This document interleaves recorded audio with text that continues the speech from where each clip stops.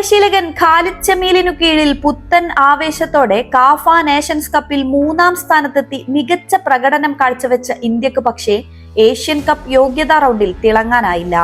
സ്ഥിരം പരിശീലകനായ ഇഗോർ സ്റ്റിമാച്ചിനും ശേഷമെത്തിയ താൽക്കാലിക പരിശീലകൻ മനോള മാർക്കസിനുമൊടുവിൽ സ്വദേശി പരിശീലകൻ ഖാലിദ് ജമീൽ നമുക്ക് പക്ഷേ പ്രതീക്ഷകൾ തന്നു തുടങ്ങിയതാണ്.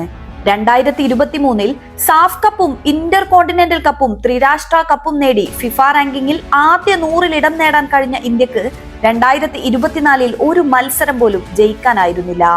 വിവാദങ്ങൾ കൊണ്ടും തകർന്ന ഇന്ത്യൻ ഫുട്ബോളിനാണ് ഒരിടവേളയ്ക്ക് ശേഷം ജമീൽ ജീവശ്വാസം നൽകിയിരുന്നത്. ഏഷ്യ കപ്പിന്റെ 3-ാം റൗണ്ട് കടക്കാതെ വീണ്ടും നിരാശയിലേക്ക് തന്നെ അത് തിരിച്ചു ചാടുമ്പോൾ ഇനി ഇന്ത്യൻ ഫുട്ബോളിന്റെ ഭാവി എന്താണ്? ഉത്തരം കിട്ടാത്ത ആ ചോദ്യം ഇനിയും ഒരുപാട് കാലം അങ്ങനെ തന്നെ കിടക്കും.